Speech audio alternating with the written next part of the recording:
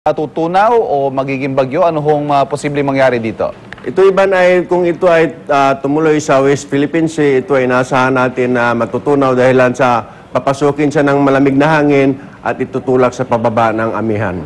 Ang concern po natin ngayon, yung Mindanao, lalo na yung sa Cagayan de Oro at Iligan, patuloy po ba silang uulanin, Ginoong Pasyente? Iban, inaasahan natin na ngayong araw ay gaganda na ang panahon sa may Mindanao area. Pero dito naman sa atin, sa Luzon, sa Kamaynilaan, magiging maulan po. Ang Central Luzon at ang Southern Luzon, Iban, makakaranas ng madalas na maulap na kalangitan na may inasahang pag-ulan, lalo na dito sa salangang bahagi. Okay, ito hong mga susunod na araw hanggang magbagong taon, ano hong panahon ang aasahan natin? Unahin po natin yung Mindanao. Ang Mindanao, Iban, inaasahan natin na magiging maulan sila dahilan sa minaasahan tayong isang low pressure area na mabubuo. At ito ay makapekto Lunes at Martes na araw. Okay. At ang ibang bahagi ng bansa, lalo ng silangang bahagi ng Luzon at Visayas, so amihan po ang makapekto, so inaasahan din na mayroong pag-ulan. Dito sa Kamaynilaan, Iban, pag-amihan kasi ang maranasan natin pag malakas ang amihan, mga pag-ambon lamang. Okay. So, yung mga may balak magpaputok dyan, mukhang uulanin yung mga paputok nila, ano ho? Dito sa silangang bahagi ng bansa, inaasahan natin na magiging maulan, so maulan, talagang mahirapan silang magpaputok. Mukhang makakatulong ng DOH ang magiging lagay ng ating panahon sa weekend pagpasok ng 2012. Ano po? Maraming salamat po sa inyo, Ginoong Rene Pasyente, Senior Weather Forecaster ng Pag-asa. Dahil nga po sa low pressure area na yan, binaha ang ilang lugar sa Visayas at Mindanao, kabilang ang mga lugar na tinamaan ng bagyong Sendong tulad ng Valencia, Bukidnon. Umapaw ang isang ilog doon at inilikas ang ilang pamilya. Para sa detalye, may report si Salima Refran. Salima. Kaya sa evacuation center na nagpalipas ng gabi, may 100 pamilyang nailigtas mula sa rumaragasang flash flood dito sa Valencia, Bukidnon. Ayon sa Valencia CDRMC, nailigtas sa mga pamilyang ito nang matrap sa barangay Batangan. Nasa tabi kasi ng ilog ang barangay na ito.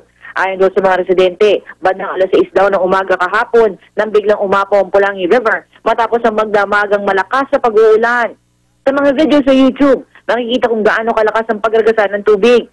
Sa isang kuha, makikitang sa lakas ng tubig, halos anuri na ang mga bahay. Umabot na rin sa bubong ng mga bahay ang taas nito. Bukod sa barangay Batangan, 7 barangay pa o nasa 1,000 pamilya ang apektado ng baha.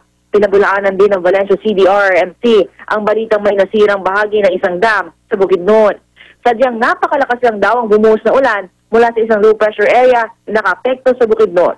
At yan ang unang balita mula dito sa Bukidnon. Rhea? Maraming salamat, Salima Refran. Pamilya rin ang ililikas sa ilang bahagi ng Leyte at Cebu kasunod ng maghapong pag-uulan. Maraming tahanan at kalsada ang nalubog sa baha. Narito ang report.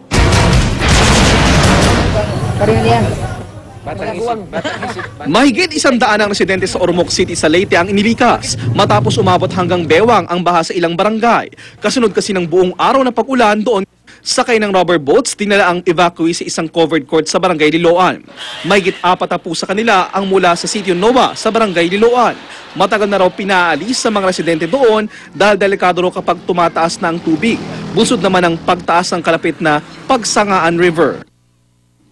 Naging mala waterworld naman ang kalsadang ito sa Palo, Leyte. Kasunod ng pagbaha roon, umabot din ng hanggang Bewang. Binaha rin iba pang bahagi ng Leyte, gaya ng Abuyog at St. Bernard kung saan nagkaroon pa ng forced evacuation. Sa lakas naman ng ulang bumuhos sa lungsod ng Mandawi sa Cebu, halos pumantay na sutulay ang tubig sa ilog. Lubog sa tubig baha ang maraming kalsada at tindahan at maging ang ilang sasakyan. Sa Mahiga Creek, isang pamilya ang iniligtas ng kasunod ng mabilis na pagtaas ng baha na pumasok na sa kanilang bahay. Dili kang basa, Lola? Ang uban lagi, dili lagi yung bakwit kay salig na silang kuan ba ilang balay nga dos andanas. 2 bahay din ang natabunan sa sitio Lower Busay sa Cebu City kasunod ng pagguho ng lupa. Aabot naman sa 40 tahanan ang pinasok ng hanggang dibdib na tubig baha sa sitio na Sipit, Barangay Talamban. Para sa unang balita, JP Soriano reporting.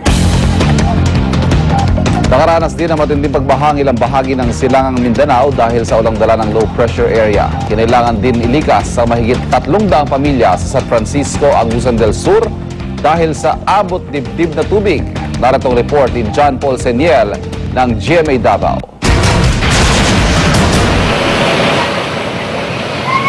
Agad inilikas ang 33 pamilya ng malubog sa baha ang mga bahay sa bayan ng Compostela sa Compostela Valley dulot ng malakas na ulan.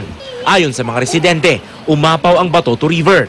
Ayon sa Municipal Social Welfare and Development Office, apektado ng baha ang Barangay Siocon, Barangay Poblacion at Barangay Alegria.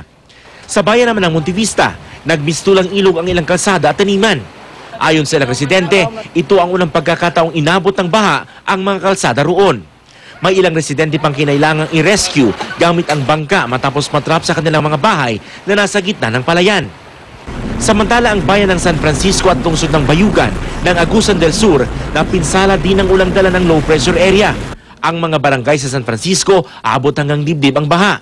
334 na residente tuloy ang lumikas sa San Francisco Gym. Isa si Mercedes Victoriano sa mga evacuee dito sa gym. Ang kabaong daw ng kamamatay niyang mister ang una pa nilang sinalba nitong kasagsagan ng pagbaha.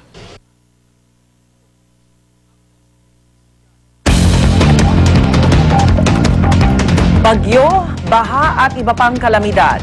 Trahedyang sinapit ng libo-libo nating kababayan dahil sa bagsik ng kalikasan nitong 2011. Balikan natin yan sa unang balita, year-end report.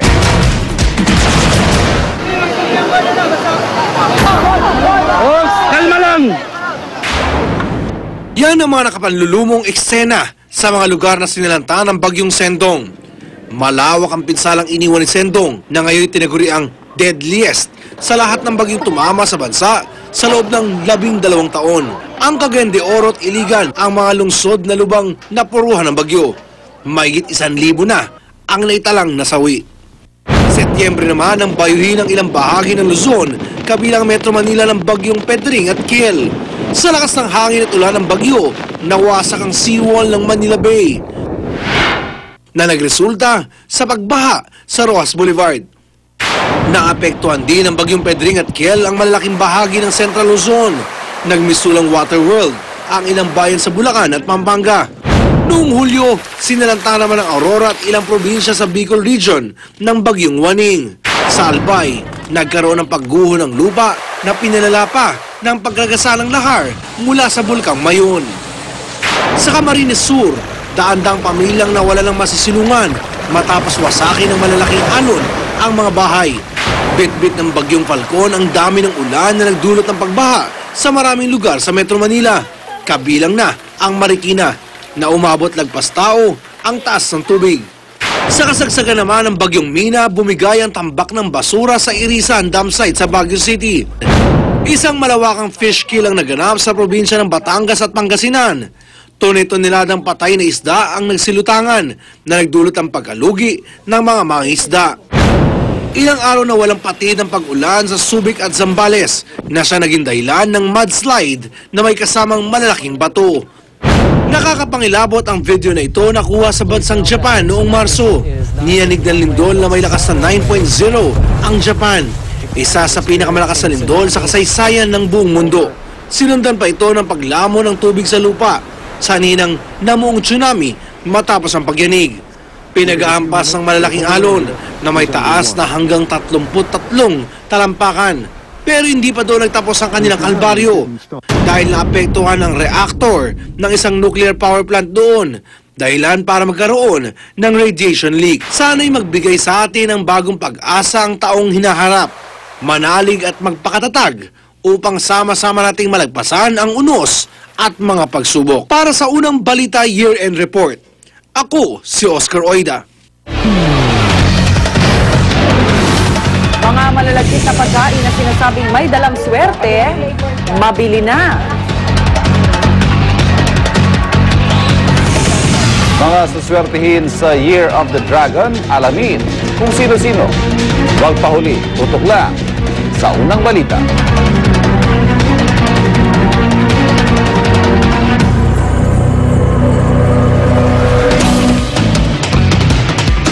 Nag-translate sa Bisaya at Ilocano ng Liwayway Magazine. Sinundan ang hilig sa pagguhit hanggang sa Estados Unidos. Sa New York City, tako, it's a heaven for lahat ng artist. Nandiyan lahat ng pinakamalalaking publishing. Pag nalaman ako, pinapipirma mo sa akin. Okay yun, tuwa ako rin. Sa naging katuparan ng iyong pangarap, saludo kami sa'yo. Kalunos-lunos ang malupit na hagupit ni Bagyong Sendong at sa oras ng kagipitan, kapuso, hindi tayo nag-iwanan. Bukod sa mga relief goods, nakalikom na rin po tayo ng milyon-milyong pisong cash donations. Kabahagi po kayo sa lahat ng tulong na naipaaabot ng Kapuso Foundation sa ating mga kababayan at nag-uumapaw po ang aming pasasalamat sa inyong pagtulong. Click big! Dahil click sa kontrobersya, ang binoto kong biggest newsmaker ng 2011. Like na like ang biggest sports story ng taon. Daming comments tungkol sa world news at shocking crimes ng 2011. Ready na ako to update my status kung sino ang biggest showbiz breakup ng taon. Hindi na kailangang mag-Google search dahil nasa trending 2011 na ang pinakamalaking balita ng taon. Ang mas maganang pagsalubong sa inyong umaga ay hatid ng unang hirit at Select Toyo.